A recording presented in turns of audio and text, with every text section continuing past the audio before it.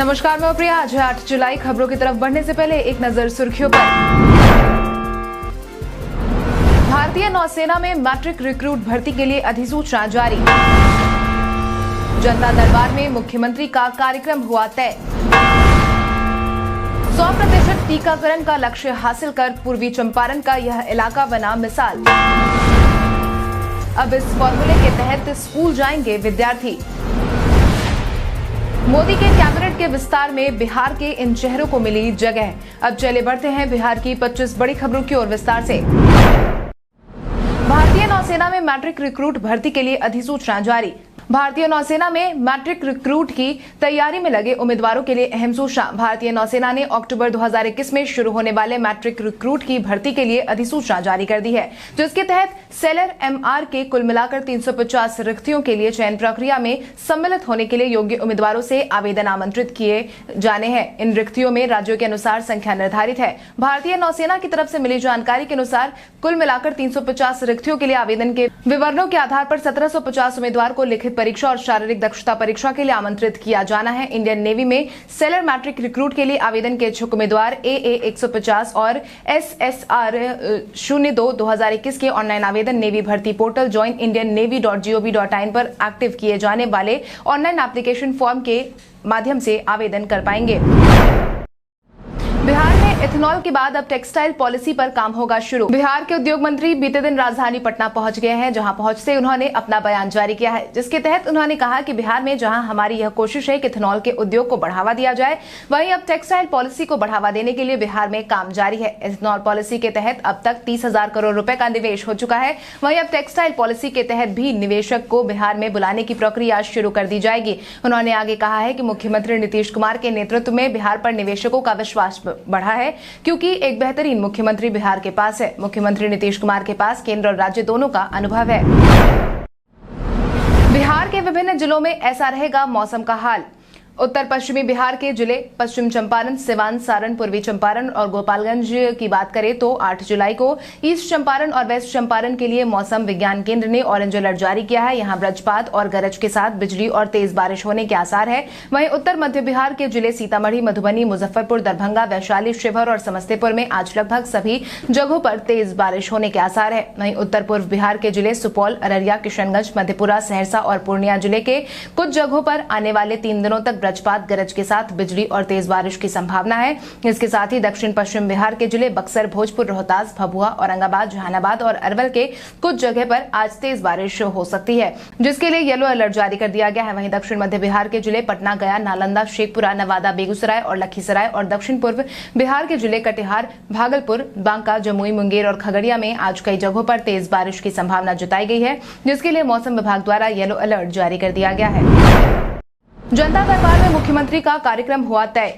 12 जुलाई से मुख्यमंत्री की जनता दरबार का आयोजन होने वाला है। हालांकि इस दौरान कोरोना के मामलों को ध्यान में रखते हुए कई नए नियम कानून जारी किए गए हैं, जिसके तहत यह कार्यक्रम महीने के प्रथम, द्वितीय और तृतीय सोमवार को आयोजित किया जाएगा, जहां लोग मुख्यमंत्री जी से समस्या की शिकायत कर सकेंगे। इसके साथ ही लोगों से गुजारिश की गई है कि अपनी शिकायत मुख्यमंत्री तक पहुंचाने के लिए www.jkdmm.bis.nic.in से ऐप को डाउनलोड कर शिकायत दर्ज करवाना होगा। यह दरबार सीएम सचिवालय 4KG के परिसर में लगाया जाएगा। साथ ही जिन लोगों को दरबार में आने की अनुमति दी जाएगी, उन्हें पहले सूचित किया जाएगा और निर्धारित तारीख से पहले सभी कर्मियों का RT-PCR टेस्ट भी करवाया जाएगा, जिसके बाद अब इस फॉर्मूले के तहत स्कूल जाएंगे विद्यार्थी। कोरोना की रफ्तार धीमी होने के साथ ही बिहार में स्कूल कॉलेज खोलने की कवायद शुरू हो गई है। इसके तहत ही अब बिहार शिक्षा विभाग की तरफ से 12 जुलाई से स्कूल खोलने की घोषणा की गई है।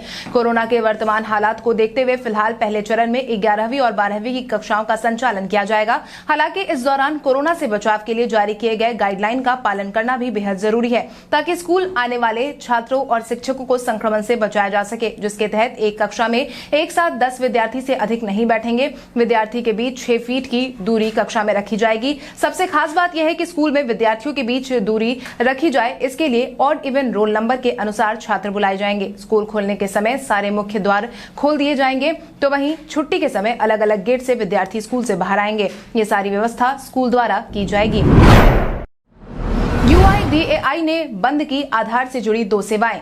प्रत्येक भारतीय नागरिक के लिए आधार कार्ड महत्वपूर्ण दस्तावेज में से एक माना जाता है। इस दस्तावेज की मदद से किसी भी वित्तीय लेन देन और सरकारी योजनाओं का लाभ उठाने के लिए आधार बेहद जरूरी है। वहीं अब UIDAI ने 2 बड़े बदलाव कर दिए हैं, जिसके तहत UIDAI ने एड्रेस वैलिडेशन लेटर के जरिए आधार अपडेट करने की सुविधा को अगले आदेश तक के लिए बंद कर दिया है। UIDAI की वेबसाइट से एड्रेस वैलिडेशन लेटर से जुड़ा विकल्प हट गया है। इसके साथ ही पुराने स्टाइल वाला लंबा चौड़ा आधार कार्ड रिप्रिंट करने की सेवा को भी बंद कर दिया गया है।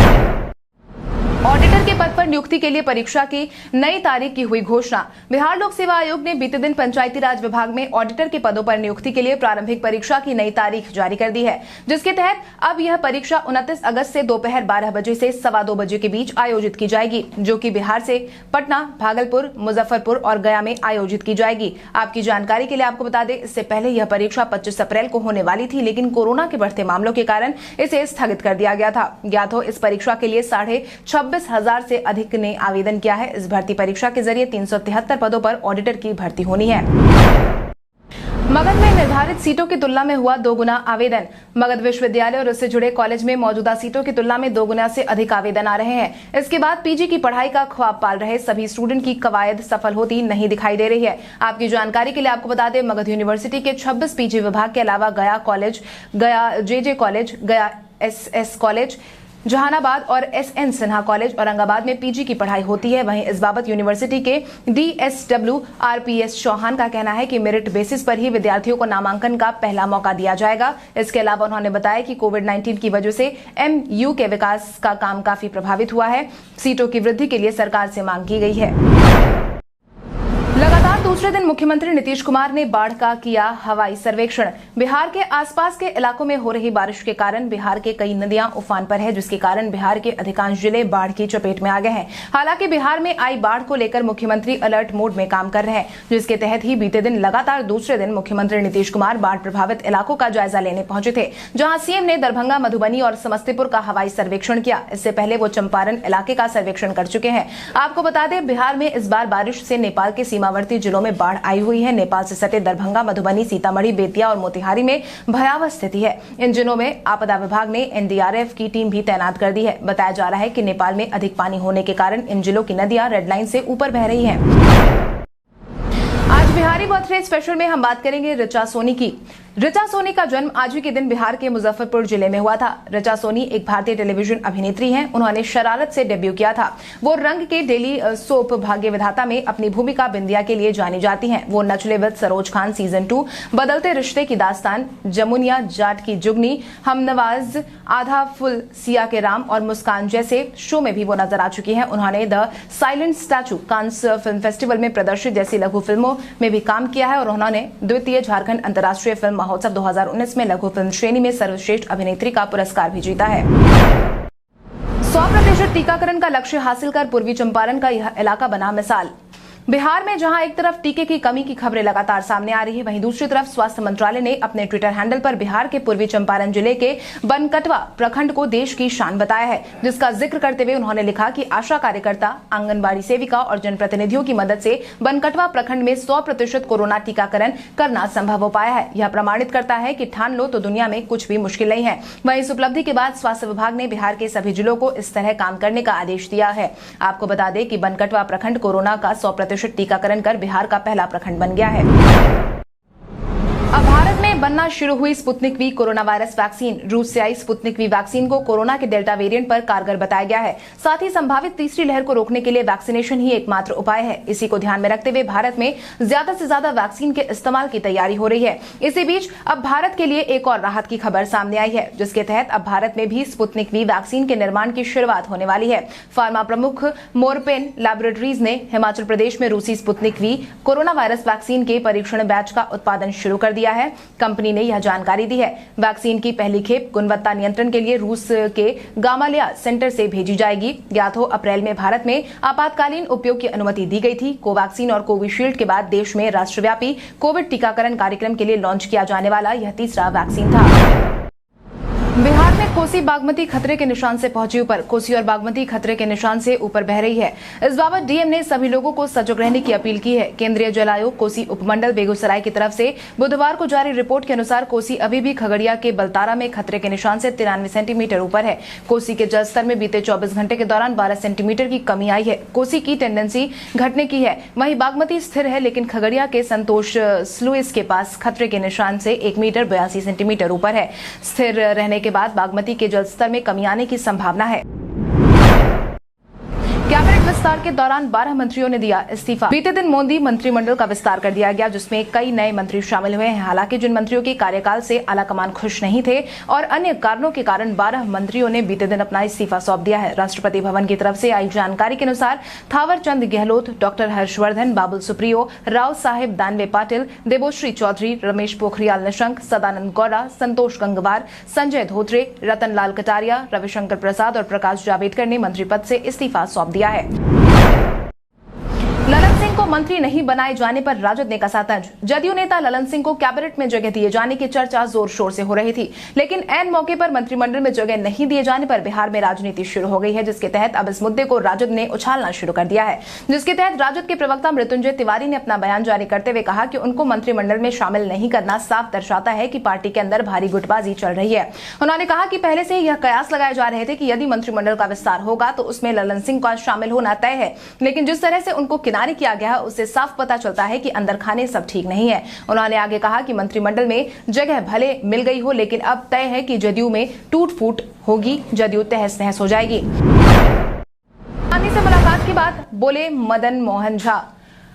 बीते दिन अचानक से मदन मोहन झा दिल्ली पहुंचे, जिसके बाद यह कयास लगाए जा रहे थे कि बिहार कांग्रेस अब टूट की कगार पर है। ऐसे में कांग्रेस को बचाने के लिए मदन मोहन झा दिल्ली रवाना हुए हैं। हालांकि मदन मोहन झा ने ऐसे किसी भी संभावनाओं से इनकार किया था, जिसके बाद बीते दिन फिर से मदन मोहन झा ने राहुल गांधी से मुलाकात के बाद अपना बयान जारी किया है, जिसके तहत उन्होंने कहा कि राहुल गांधी के साथ बिहार कांग्रेस नेताओं की बैठक हो गई है। बैठक में संगठन को कैसे मजबूत बनाया जाए, इस बात पर चर्चा हुई है। संगठन को और धारदार बनाने पर भी मंथन हुआ है। बिहार में पार्टी एकजुट है। सभी 19 विधायक एवं 4 विधान पार्षद पार्टी में ही रहेंगे। सभी नेताओं ने राहुल गांधी को स्पष्ट कर दिया है कि हम लोग पार्टी छोड़कर नहीं जाएंगे, पार्टी में हम खुश हैं। बिहार में कोरोना के मिले 100 से ज्यादा मामले। बिहार में कोरोना के बीते दिन के पिछले 24 घंटे में कुल मिलाकर 104 मरीजों की पुष्टि हुई है, जिसके बाद बिहार में एक्टिव मरीजों की संख्या 1182 पर पहुंच गई है। इसके साथ ही अगर हम प्रभावित जिलों की बात करें तो अररिया में 12, अरवल में 5, बेगूसराय में 4, भागलपुर में 1, भोजपुर में 1, दरभंगा में 3, ईस्ट चंपारण में 1, गया में 2, जमुई में 1, खगड़िया में 2, किशनगंज में 10, मधेपुरा में 1, मधुबनी में 2, मुंगेर में 4, मुजफ्फरपुर में 6, नालंदा में 1, पटना में 11, पूर्णिया में 6, रोहतास में 3, समस्तीपुर में 13, सारण में 4, शेखपुरा में 1, सिवान में 3, सुपौल में 3, वैशाली में 3 मामलों की पुष्टि हुई है। इसके साथ ही बीते दिन के पिछले 24 घंटे में कुल मिलाकर 1 ऐसे मामले सामने आए हैं जो दूसरे राज्य के हैं, लेकिन इसके सैंपल बिहार के जिले में कलेक्ट किए गए हैं। इसके साथ ही बीते दिन के पिछले 24 घंटे में कुल मिलाकर 1,25,115 सैंपल की जांच की गई है, जिसके बाद कुल मिलाकर 182 मरीज ठीक होकर घर भी वापस लौटे हैं। केंद्रीय मंत्रिमंडल में बिहार के इन चेहरों को मिली बड़ी जिम्मेदारी। बीते दिन केंद्रीय मंत्रिमंडल में मोदी कैबिनेट का विस्तार किया गया, जिसमें कुल मिलाकर 43 मंत्रियों ने शपथ ग्रहण की। बिहार के 4 मंत्रियों को भी बड़ी जिम्मेदारी मिली है, जिसके तहत लोजपा के अध्यक्ष और चिराग पासवान के चाचा पशुपति पारस को फूड प्रोसेसिंग मिनिस्टर बनाया गया। गिरिराज सिंह को ग्रामीण विकास मंत्रालय सौंपा गया है। इसके साथ ही जदयू के राष्ट्रीय अध्यक्ष आरसीपी सिंह को स्टील मंत्री नियुक्त किया गया है। वहीं आरके सिंह को मिनिस्टर ऑफ पावर और ministry of new and renewable energy विभाग की जिम्मेदारी सौंपी गई है। पशुपति पारस के खिलाफ चिराग ने खटखटाया पटना हाईकोर्ट का दरवाजा। 2 धरों में बटी लोजपा में आने वाला समय और ज्यादा भारी होने वाला है, क्योंकि लोजपा की तरफ से चिराग पासवान ने पहले ही साफ कर दिया था कि अगर कैबिनेट विस्तार में पशुपति पारस को जगह मिली तो वो कोर्ट का दरवाजा खटखटाएंगे। जिसके बाद बीते दिन लोजपा की तरफ से पशुपति पारस के मंत्रिमंडल में शामिल होने की बात पर मुहर लगने के बाद चिराग पासवान ने हाईकोर्ट का रुख किया है, जिसके तहत उन्होंने पशुपति पारस को लोजपा संसदीय दल का नेता मानने के विरोध में दिल्ली हाईकोर्ट में याचिका दायर की है। अपने ट्विटर अकाउंट पर उन्होंने एक के बाद एक कई ट्वीट किए हैं। कुछ कुशवाहा ने जदयू के राष्ट्रीय अध्यक्ष बनने की बात से किया इनकार। जदयू के राष्ट्रीय अध्यक्ष आरसीपी सिंह अब कैबिनेट का हिस्सा बन गए हैं, जिसके बाद आरसीपी सिंह की इस खाली जगह को कौन भरेगा, इसको लेकर बिहार में चर्चाएं शुरू हो गई थी। जिसके बाद से ही लगातार उपेंद्र कुशवाहा का नाम सामने आ रहा था, जिसके बाद अब उपेंद्र कुशवाहा ने खुद ही सामने आकर अपना बयान जारी किया है, जिसके तहत उन्होंने कहा कि पार्टी के राष्ट्रीय अध्यक्ष आरसीपी सिंह है और इसमें कहीं कोई वैकेंसी नहीं है। इस दौरान उन्होंने चिराग पासवान के बयानों पर भी कहा कि वो क्या बोलते हैं इसका कोई अर्थ नहीं है। श्रम संसाधन मंत्री जीवेश कुमार ने तेजस्वी यादव पर साधा निशाना। बिहार सरकार के श्रम संसाधन मंत्री जीवेश कुमार ने बीते दिन सर्किट हाउस में प्रेस कॉन्फ्रेंस के दौरान नेता प्रतिपक्ष तेजस्वी यादव पर जमकर निशाना साधा, जिसके तहत उन्होंने कहा कि कौन तेजस्वी, कैसा तेजस्वी जिन्होंने कोरोना काल में एक भी दिन सड़कों पर नजर नहीं आए हैं, जिनका विरोध उनके ही क्षेत्र में लोग कर रहे हैं। साथ ही साथ उन्होंने बिहार में युवाओं को रोजगार को लेकर एक बड़ा बयान दिया। उन्होंने कहा है कि अगले 3 महीने के अंदर 2 लाख से अधिक युवाओं को सरकारी नौकरी दी जाएगी। बिहार में डबल इंजन की सरकार। जवाब में राजद के मनोज झा ने कहा है कि मंत्री जी जाकर अमित शाह और मोदी जी से पूछे कि आखिर कौन है तेजस्वी। भारत के इतिहास में आज की तारीख कई कारणों से है दर्ज। भारत के इतिहास में आज की तारीख कई कारणों से महत्वपूर्ण मानी जाती है। 170 सदस्यीय दल के साथ समुद्र के रास्ते भारत पहुंचने के लिए वास्को डिगामा यूरोप से 1497 में रवाना हुआ था। ग्वालियर के किले के पतन के बाद लॉर्ड कैनिंग ने 1858 में शांति की घोषणा आज के दिन की थी। भारतीय संविधान में सुधार के लिए वांगटेंग्यू चेम्सफोर्ड रपट 1918 में प्रकाशित की गई थी। प्रधानमंत्री जवाहरलाल नेहरू ने 1954 में विश्व की सबसे बड़ी नहर पंजाब की भाखड़ा नंगल पर जल विद्युत परियोजना की शुरुआत की थी। भारतीय मार्क्सवादी राजनीतिज्ञ और पश्चिम बंगाल के मुख्यमंत्री ज्योति बसु का जन्म 1914 में आज के दिन हुआ था। भारतीय क्रिकेट टीम कप्तान सौरव गांगुली का जन्म 1972 में आज के दिन हुआ था। भारत के नवे प्रधानमंत्री चंद्रशेखर का निधन 2007 में आज के दिन हुआ था। शेफाली वर्मा और स्नेह Rana ICC player of the month के लिए हुई नॉमिनेट। भारतीय महिला क्रिकेट टीम की सलामी बल्लेबाज शेफाली वर्मा और ऑलराउंडर स्नेह राणा को जून महीने के लिए ICC women's player of the month के अवार्ड के लिए नॉमिनेट किया गया है। इंटरनेशनल क्रिकेट काउंसिल द्वारा बुधवार को घोषित लिस्ट में किसी भी भारतीय पुरुष खिलाड़ी को जगह नहीं मिली है। राणा और शेफाली के अलावा इंग्लैंड की सोफी एक्लेस्टोन को नॉमिनेट किया गया है। ICC men's player of the month के लिए ड्वेन कॉनवे और काइल जैमिसन और क्विंटन डिकॉक को नॉमिनेट किया गया है। आपकी जानकारी के लिए आपको बता दें कि भारतीय वुमेन्स टीम की ऑलराउंडर स्नेह राणा ने ब्रिस्टल में टेस्ट डेब्यू किया था। स्नेह राणा ने 154 गेंदों में नाबाद 80 रनों की पारी खेली थी और भारत को हार से बचाया था। दुनिया को अलविदा कहने वाले दिलीप कुमार आए थे बिहार। बीते दिन बॉलीवुड इंडस्ट्री के लिए शोक भरा दिन रहा। बॉलीवुड को नए मुकाम तक पहुंचाने वाले दिलीप कुमार ने 98 साल की उम्र में दुनिया को अलविदा कह दिया। लेकिन दिलीप कुमार को लेकर मुंगेर वासियों के दिल में आज भी एक खास जगह है, क्योंकि एक समय था जब दिलीप कुमार मुंगेर आए थे। 1966 से 67 के दौर में दिलीप कुमार पीर पहाड़ी पर फिल्म की शूटिंग के सिलसिले में यहाँ आए थे। उनको देखने के लिए शूटिंग के लोकेशन पर कई लोग जमा हुए थे। जानकार बताते हैं कि मशहूर फिल्म अभिनेत्री स्वर्गीय नरगिस दत्त मां जदनबाई मुंगेर में नृत्य सिखाती थी। मुंगेर के राजघराने में नृत्य संगीत कार्यक्रम में भाग लेती थी। पीर पहाड़ी के उस महल में भी आना जाना लगा रहता था। अब आइए जानते हैं सराफा बाजार और पेट्रोल डीजल के क्या थे भाव। अगर हम सराफा बाजार की बात करें तो सोने का भाव 7 जुलाई को 22 कैरेट के लिए प्रति 10 ग्राम 46,970 रुपए था। वहीं 24 कैरेट के लिए प्रति 10 ग्राम 47,970 रुपए था। इसके साथ ही अगर हम चांदी की बात करें तो चांदी का भाव प्रति किलो 70,000 रुपए था।